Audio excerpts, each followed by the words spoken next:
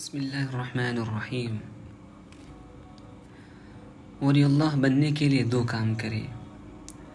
Number 1 نظر کی حفاظت، نمبر 2 دل کی حفاظت۔ اگر سالک یہ دو کام کر لے تو انشاءاللہ تعالی ولی اللہ ہو جائے گا۔ باقی سب پرچے آسان ہیں، باقی سب گناہ چھوڑنا آسان ہے۔ بس دو کام اہم ہیں، ایک سرحد کی حفاظت اور ایک دارالخلافہ کی حفاظت۔ دیکھیے، دشمن دو راستوں سے آتا ہے، یا تو سرحد سے آئے گا یا براہ راست دارالخلافہ پر ہوائی جہاز سے حملہ کر سکتا ہے۔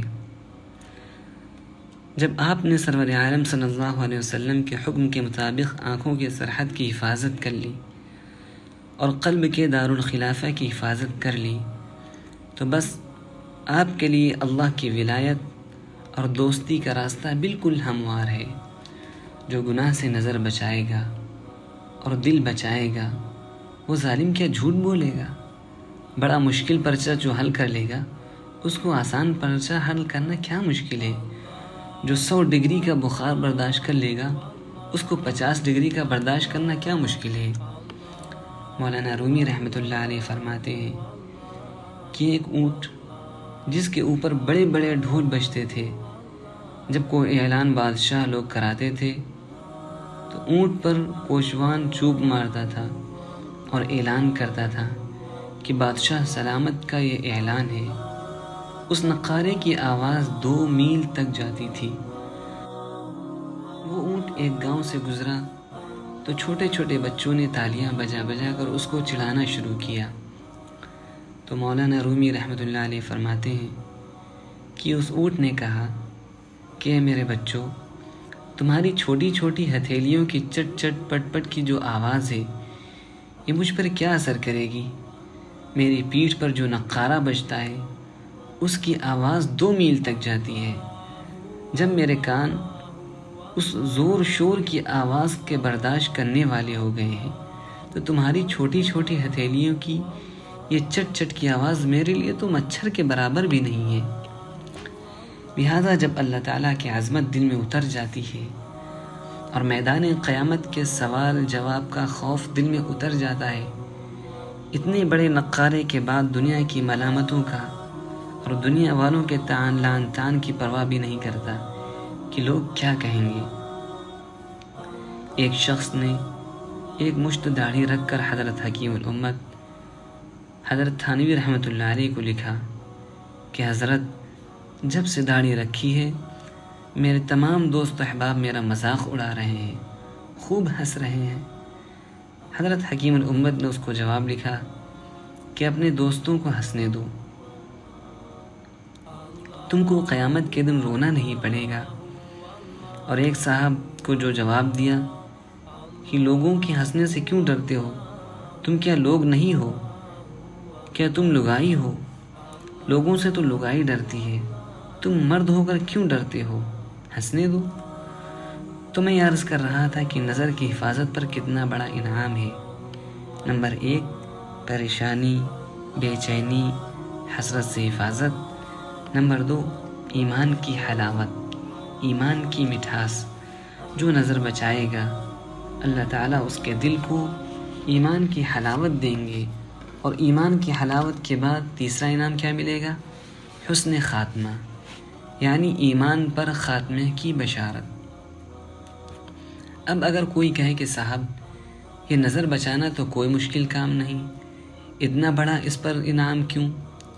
تو جو نظر بچانے والے ہیں ان سے پوچھو کہ جب نظر بچاتے ہیں تو دل پر کیا گزرتی ہے۔ اور ایک صاحب نے پوچھا کہ نظر بچانے پر حلاوت ایمانی کا وعدہ اور اتنا زبردست انعام کیوں ہے؟ میں نے عرض کیا کہ چونکہ نظر کی حفاظت پر سارا غم دل اٹھاتا ہے، اور جسم میں دل بادشاہ ہے۔ بادشاہ اگر آپ کے یہاں مزدوری کرے تو آپ مزدوری زیادہ دیں گے یا نہیں؟ تو اللہ تعالیٰ بھی دل کی مزدوری زیادہ دیتا ہے کہ دل جسم کا بادشاہ ہے۔ لہٰذا دل جب محنت کرتا ہے، غم اٹھاتا ہے، مالک کو خوش کرتا ہے، تو اللہ تعالیٰ اس کو نوازتے ہیں۔ اپنے ایمان کی حلاوت دے دیتے ہیں، یوں سمجھ لو کہ اپنی محبت دے دیتے ہیں۔ مردوں کی محبت سے نجات دی اور زندہ حقیقی دل مل گیا، اور اگر انہی مرنے والوں پر مرتے رہے تو آخر میں جب ان کا جغرافیہ بدل جائے گا، چہرہ بدل جائے گا، سراحی جیسی گردن موٹی ہو جائے گی، گال اندر کو پچک جائیں گے، دانت منہ سے نکال کر ٹوتھ پیسٹ کر رہی ہوگی یا کر رہا ہوگا، تو میرا یہ شعر پڑھنا پڑے گا جو میں نے میر صاحب کے لیے کہا ہے۔ لیکن صرف میر صاحب کے لیے ہی نہیں، خود ہمارے لیے بھی ہے، سالکین کے لیے ہے۔ آدھی رات کا یہ شعر ہے۔ میں اللہ کی نعمت عرض کرتا ہوں کہ بعد نصف اللیل جب اس دنیا کے آسمان پر اللہ تعالیٰ نزول فرماتے ہیں، بے ساختہ یہ شعر ہو گیا۔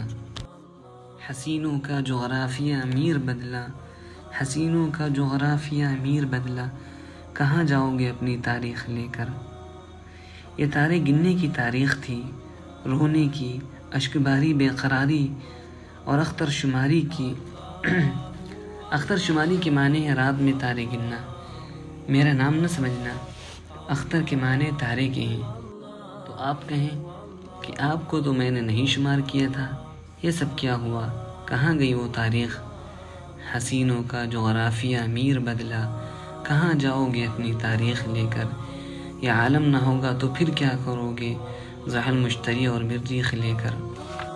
آسمان کے ستاروں کے مانند زمین پر بھی حسن کے ستارے پھیلے ہوئے ہیں، یہ سب فانی ہیں، اپنی حماقتوں سے باز آ جاؤ۔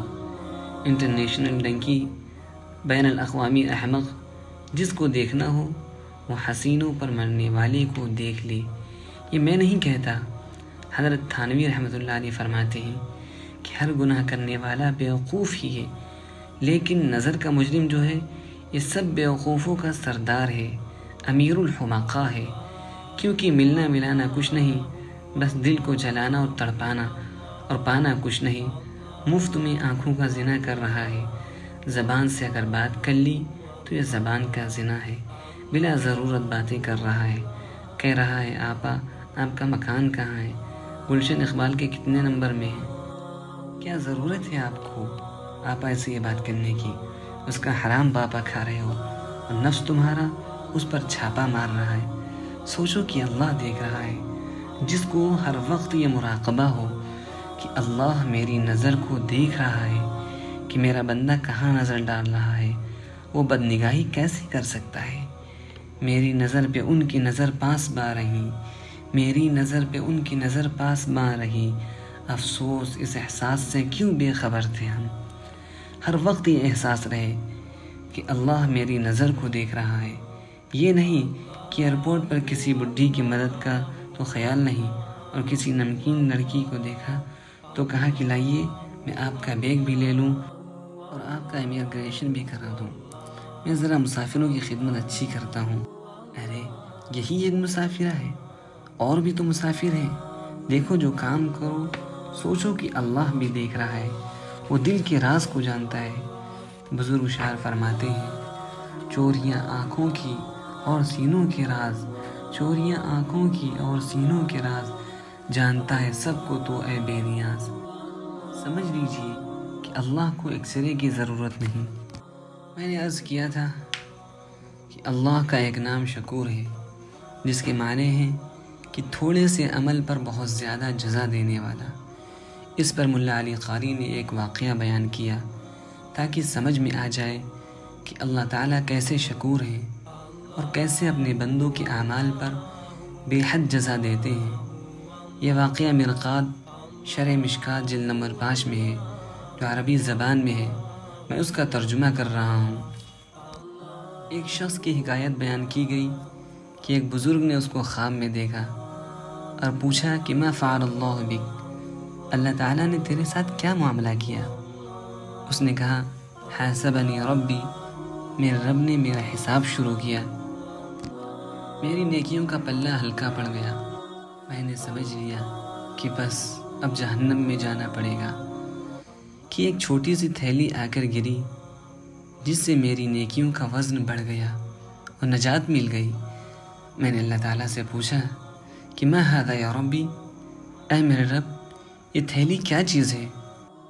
اللہ تعالیٰ نے کیا فرمایا؟ سنیے، مرقات شرح مشکات میں یہ واقعہ موجود ہے۔ اللہ تعالیٰ نے فرمایا ھذا کف تراب القیت فی قبر مسلم، یہ وہ مٹی ہے جو اپنے ہاتھ سے تو نے ایک مسلمان کی قبر پر ڈالی تھی، وہی میں نے قبول کر لی تھی، آج اسی کے صدقے میں تیری مغفرت ہو گئی۔ ایک تبلیغی دوست کو میں نے جب یہ بات بتائی تو اس نے کہا کہ پہلے تو میں تھوڑی تھوڑی مٹی ڈالتا تھا، اب تو خوب بھر بھر کر ڈالوں گا۔ دوستوں، ایک بات یہ عرض کرتا ہوں کہ جو لوگ ہر وقت میری بات سننے والے ہیں وہ یہ نہ سمجھیں کہ آج علم میں کوئی اضافہ ہوگا۔ درد دل حاصل کیجیے، کیفیت ایمانی و احسانی حاصل کیجیے، بس یہی مقصد ہے۔ علوم کے اضافے والی بڑی بڑی لائبریریاں ہیں، لیکن وہاں سگریٹ پی رہے ہیں، نماز بھی نہیں پڑھتے۔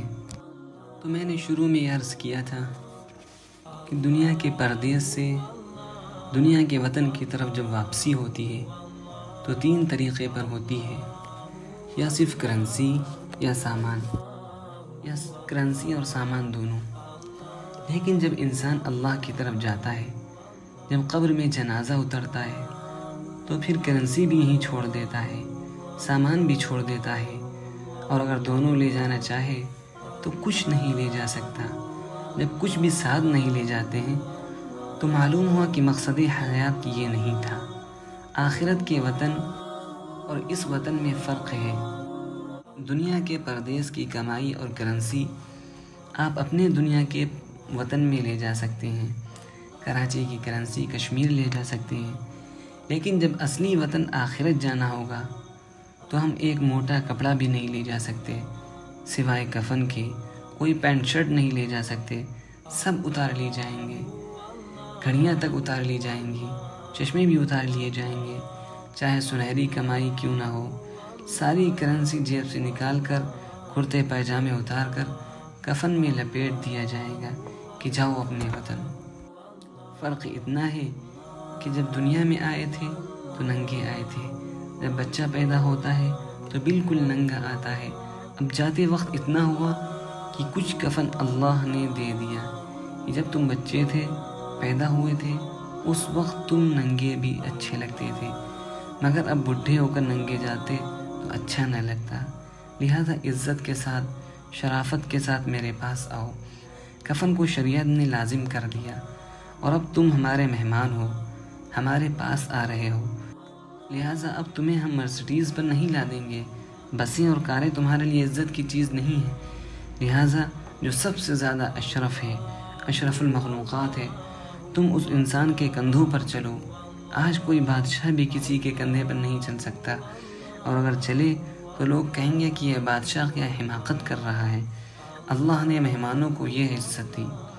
ایک بزرگ شاعر فرماتے ہیں کہ جب ہم دنیا میں آئے تھے تو کچھ ساتھ نہیں لائے، لیکن جب آخرت گئے تو کیا ساتھ لے کر گئے؟ اس پر یہ شعر کہتے ہیں، آئے تھے کس کام کو کیا کر چلے، آئے تھے کس کام کو کیا کر چلے، تہمتیں چند اپنے سر پر دھر چلے، وہاں سے پرچہ بھی نہ لائے ساتھ میں، وہاں سے پرچہ بھی نہ لائے ساتھ میں، یہاں سے سمجھانے کو لے دفتر چلے۔ ہم اپنے دفتر کو دیکھیں کہ کیا کیا، کیا ہوا ہے، اپنی خلوتوں میں، تنہائیوں میں جو کام کیے ہیں۔ جس دن قیامت آئے گی تو یہ ہاتھ بولے گا، دست گوید من چنی دزدید ام۔ مولانا رومی قیامت کا نقشہ کھینچتے ہیں کہ ہاتھ کہے گا، اے خدا میں نے اس طرح چوری کی تھی، اور لب بگوید من چنی بوسیدہ ام، ہونٹ بولیں گے کہ میں نے لڑکیوں یا لڑکوں کا حرام بوسہ لیا تھا۔ یہ ہونٹ خود بولیں گے، مجرم کے خلاف خود گواہی دیں گے، لہذا ابھی سے ہوش میں آ جانا چاہیے۔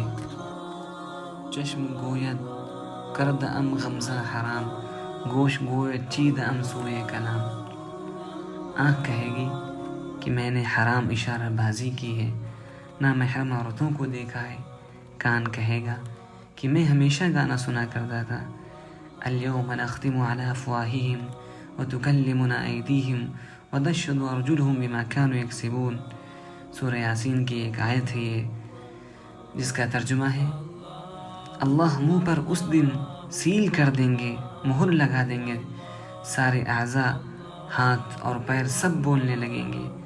آج جن اعضاء کو حرام مزے دیے جا رہے ہیں، یہی کل قیامت کے دن جوتے لگوا دیں گے۔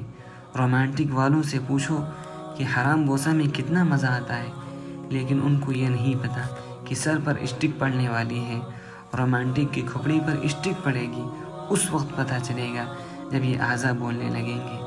لہٰذا جلدی توبہ کر لینی چاہیے۔ اللہ تعالیٰ ہم سب کو توبہ کی توفیق عطا فرمائے، آمین یا رب العالمین۔